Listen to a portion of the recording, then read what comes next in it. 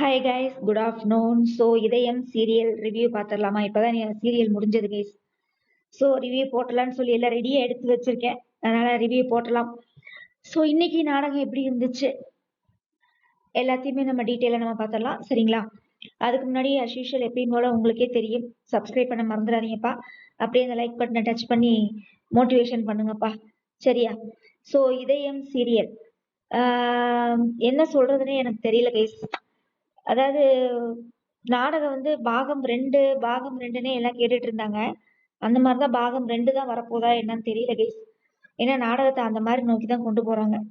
So என்ன நடக்குது அப்படின்னா, நேத்து என்ன முடிஞ்சது பாத்தீங்கன்னா, அந்த அவன் நம்ம யாரு ஆண்டாளோட அம்மா அந்த வீடியோவை காமிச்சோன்னே என் புருஷன்கிட்ட வந்து சண்டை போடுவாங்க இல்லையா, அப்ப தாலியை கழட்டி வீசிடுறாங்க, சரிங்களா? அப்பதான் ஃபர்ஸ்ட் சீன் நடக்குது. தாலியை கழட்டி வீசினோடனே, நீ எனக்கு புருஷனும் இல்லை, நான் உனக்கு பொண்டாட்டியும் இல்லை, செத்த பணத்தோட எல்லாம் என்னால குடும்பம் நடத்த முடியாதுன்னு சொல்லிட்டு போயிருது அந்த அம்மா, சரியா? அதுக்கப்புறம் என்ன நடக்குது, இங்க பாரதி வந்து அந்த டைரியை பாக்குறாங்க. அந்த ஆதி எழுதிருப்பாப்பு இல்லையா, தன்னோட சுயசரிதை எழுதி வச்சிருப்பாரு இல்லையா, அதை எடுத்து படிச்சுட்டு இருக்கிறாங்க. படிக்கும்போது ஆதி வந்துடுறாப்புல, ஒரு பெட்டியில வாங்கி அந்த டைரியை வாங்கி பூட்டிடுறாப்புல.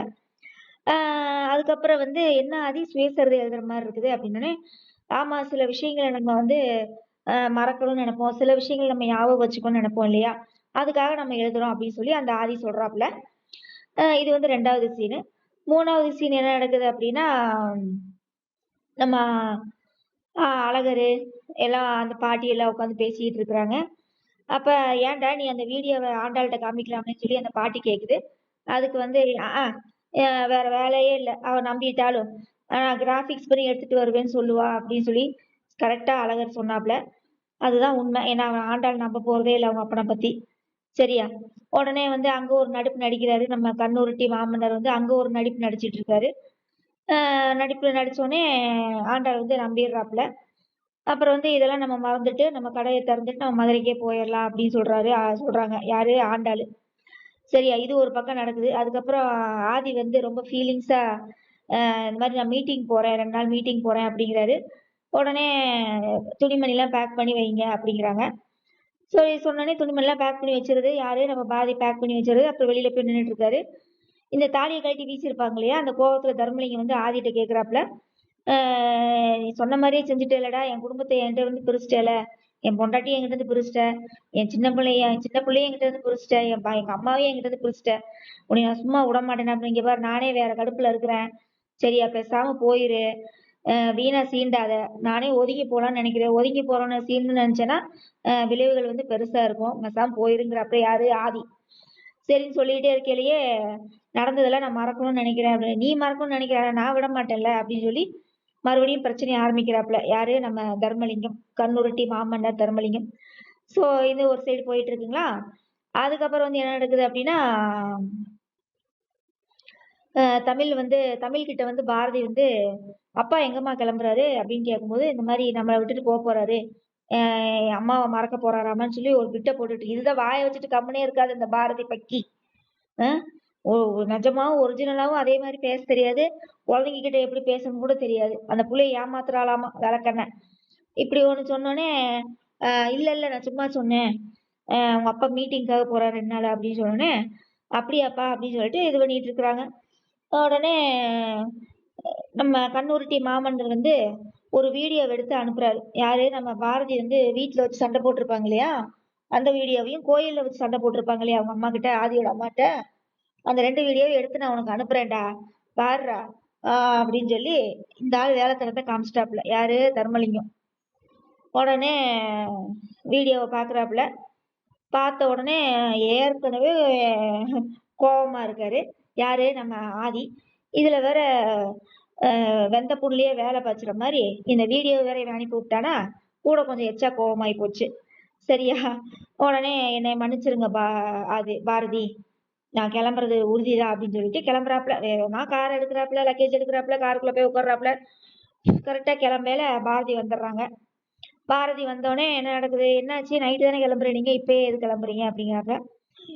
உடனே இல்ல நான் அர்ஜென்ட்டா போயாகணும் அப்படின்னு சொல்லிட்டு கொஞ்ச தூரம் வந்த பிறகு அப்படியே யோசிச்சுட்டு தமிழை பார்த்துட்டு, காரை திருப்பி கார்ல இருந்து இறங்கி வேகமா தமிழ வந்து சாரி தமிழ் அப்படின்னு சொல்லிட்டு மறுபடியும் கார்ல ஏறி வேகமா போயாச்சு.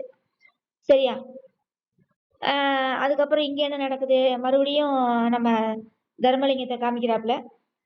காமிக்கிறாங்க. உடனே அவர் வந்து தான் கடத்தரப்பு வழக்குல ஏதோ ஒரு அசம்பாவிதம் நடக்க போற மாரியே சொல்லிட்டு இருந்தாங்க இல்லையா? அந்த மாரி தான் நடக்க போகுது. என்ன நடக்க போகுது அப்டின்னா, எல்லாத்தையும் கொல்ற மாரி ஒரு பிளான் போட்டுருக்காரு. யாரு? நம்ம கண்ணுருட்டி மாமன்னர் தர்மலிங்கம். அவங்க அம்மா, பொண்டாட்டி, இந்த சின்ன பிள்ளை, அந்த மாப்பிள்ளை எல்லாத்தையும் கொல்றதா ஒரு பிளான் போட்டிருக்காரு. இதுக்கப்புறம் என்ன நடக்க போகுதுன்னு தெரியல. சரியா? இதோட முடிச்சிருக்காங்க இன்னைக்கு எபிசோட. அவ்வளோதான் கைஸ். இனி ரிவ்யூ நம்ம பார்த்துடலாமா?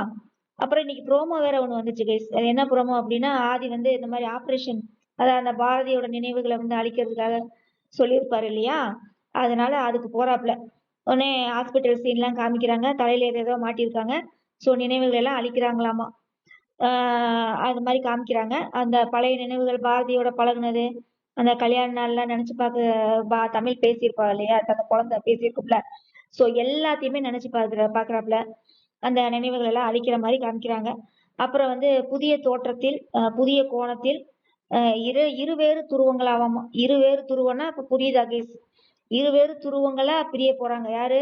இந்த சைடு தமிழும் பாரதியும் ஒரு ஒரு ஒரு ஒரு துருவம். இந்த சைடு ஆதி ஒரு துருவம்.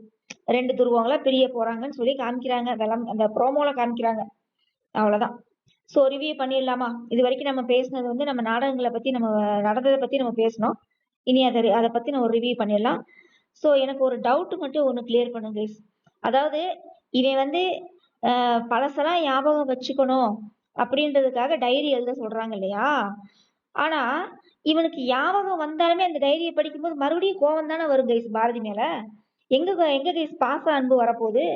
இல்ல எனக்கு புரியல. நினைவுகளை பாரதியை வந்து பாரதியை நினைக்கவே கூடாது, நினைவுகளை அழிக்கணும்னு சொல்லிதான் இவன் டைரி எழுதுறான். நினைவுகளை போய் அழிக்கிறான். ஒருவேளை இந்த டைரிய படிச்சுமே அவன் மறுபடியும் அந்த பாரதி மேல கோபம் தானே கைஸ் படுவான். தன்னோட அம்மாவை சாகடிச்சது இவதான், வார்த்தையாலே குத்தி கிழிச்சவை இவதான் அப்படின்னு சொல்லி மறுபடியும் எங்க கைஸ் பாசம் அன்பு வரப்போகுது? அப்ப வாசு காலில் விழுந்ததெல்லாம் வேஸ்டா போச்சா? இவன் உண்மையிலேயே நினைவுகளை அழிக்கத்தான் போறானா? இல்ல நாடகத்தை வேற கோணத்துல கொண்டு போக போறீங்களா?